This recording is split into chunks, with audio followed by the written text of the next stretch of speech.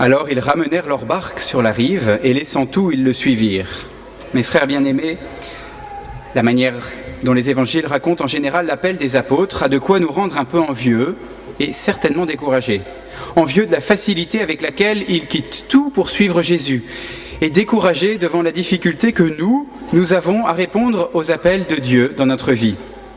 Pour eux, tout paraît simple, ils entendent Jésus qui les appelle et ils suivent. Saint Marc, quand il dépeint le même appel dans un autre évangile, dit « Venez à ma suite, je ferai de vous des pêcheurs d'hommes. » Et aussitôt, laissant tout leur filet, ils le suivirent. Un appel et une réponse directe. Saint Luc, lui, volontairement va reprendre le même récit, mais il va se faire plus précis et il va raconter ce qui se passe entre l'appel de Jésus et le moment où les disciples, ou les apôtres, ou Saint Pierre vont le suivre. Saint Luc prend le soin de montrer comment la réponse de Saint Pierre a été le fruit d'un long travail dans son cœur. Et mes frères bien-aimés, c'est ce travail que j'aimerais avec vous aujourd'hui regarder, parce que je crois qu'il a une valeur universelle. Ce n'est pas simplement pour l'appel d'une vocation à être apôtre, mari, prêtre, épouse, religieuse, mais c'est une valeur universelle parce que c'est de cette manière que Dieu parle à notre âme à chaque fois. Avant que Saint Pierre suive Jésus, il y a un appel, un acte de foi, un aveu de sa faiblesse et un accueil de sa miséricorde. 3 attitudes en A. Voyez comme tout ne s'est pas fait d'un coup, d'un seul. Eh bien c'est la même chose dans notre vie. Il faut sans cesse passer par ces étapes pour grandir dans notre union à Dieu. Il y a d'abord et toujours un premier appel de Jésus. Avance en eau profonde et jetez vos filets, dit-il. Ce premier appel de Jésus pour notre vie, c'est l'appel général à lui faire confiance. C'est l'appel à fonder sa vie, non sur notre propre sagesse, non sur les certitudes de notre raison, mais sur la folie de l'Évangile, à entrer davantage dans la loi nouvelle et dans son esprit, dans l'esprit des béatitudes, à savoir écouter ses paroles.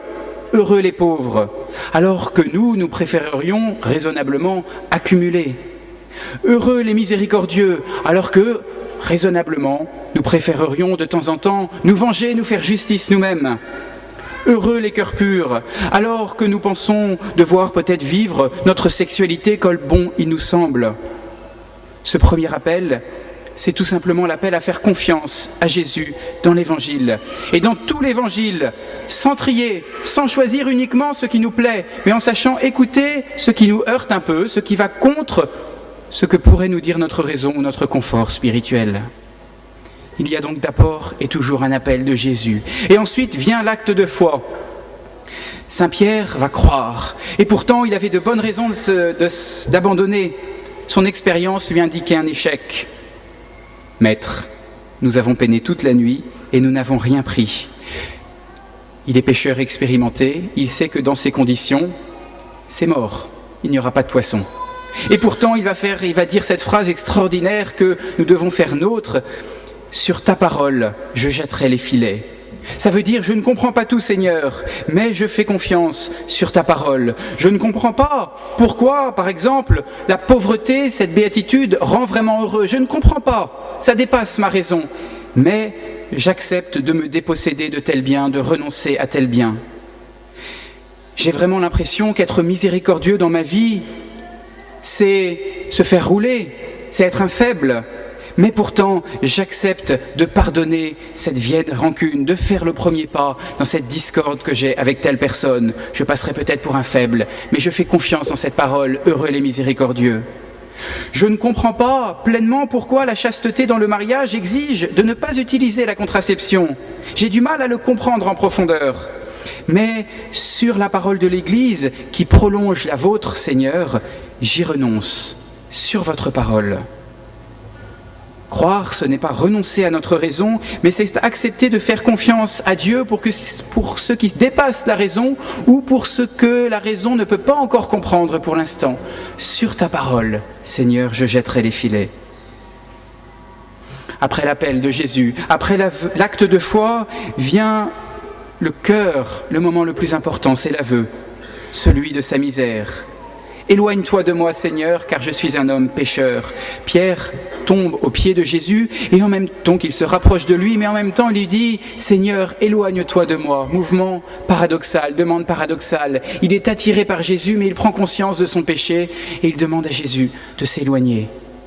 C'est ici, mes frères bien-aimés, il me semble, le cœur, le nœud de notre vie spirituelle. Sans cette grâce, sans cette prise de conscience, et c'est une grâce, une pure grâce, un pur don de Dieu, cette grâce de se reconnaître pécheur, on ne peut pas aller plus loin dans la vie chrétienne. Cette attitude, cette prise de conscience, ce n'est pas quelque chose qu'on obtient à la force du poignet en se répétant « je suis un minable, je suis un pécheur, je suis un moins que rien, je suis bien pauvre, je suis misérable ». Non, ça, c'est bien souvent de la fausse humilité. L'humilité que Jésus nous demande, c'est une attitude qu'on reçoit non pas à force de se regarder, non pas à force de regarder ses propres misères, mais à force de regarder Dieu, de contempler Jésus. C'est l'attitude qu'il faut rechercher quand on se confesse. Le saint curé d'Ars disait « Il faut passer plus de temps à regretter qu'à s'examiner », c'est-à-dire passer plus de temps à regarder Jésus qui nous aime, qui nous regarde, plutôt que de s'examiner, de faire une liste de péchés, bien faits, bien dits, mais au finalement on se regarde et on contemple ses propres échecs par rapport à soi. Non, il faut regretter en fonction de la sainteté et de l'amour de Jésus. Seigneur, c'est tellement important, donnez-moi la grâce de cette véritable contrition, touchez mon cœur, faites-moi faire l'expérience de ma misère devant votre grand amour en vous regardant. Enfin, l'aveu de la misère, si c'est une expérience fondamentale, n'est là que pour permettre l'accueil de la miséricorde. Elle permet à Jésus de dire à Saint Pierre « Ne crains pas ». C'était déjà la parole adressée par Dieu au prophète Isaïe, qu'il avait choisi pour serviteur. « Ne crains pas, car je suis avec toi ». C'est encore la parole de Jésus à Sainte Faustine que j'ai lue aux enfants tout à l'heure. « N'aie pas peur, je ne te laisserai pas seul ». Parole douce, parole de miséricorde, parole qui relève, parole qui donne confiance. Tu es pécheur, et c'est vrai, il ne faut pas le nier, il faut passer par ce constat, mais ce n'est pas la fin. Ne crains pas, parce que ce n'est pas un obstacle fondamental. Cela peut même devenir une force si tu acceptes de confesser cette faiblesse. Ma miséricorde peut transformer tes faiblesses en force, elle peut transformer tes péchés en actes d'humilité, et un cœur humble est un cœur saint.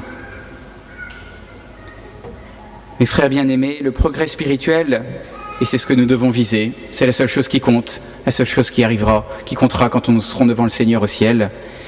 Le progrès spirituel passe par ces 4 étapes. Il y a au départ un appel à écouter, puis un acte de foi inconditionnel à poser dans la parole de Dieu, l'aveu de sa misère, et enfin l'accueil de la miséricorde. Appel, acte de foi, aveu, accueil, quel que soit notre état de vie, notre avancée dans notre relation, ces 4 attitudes en A doivent jalonner nos efforts pour faire grandir notre sainteté. Amen. Au nom du Père.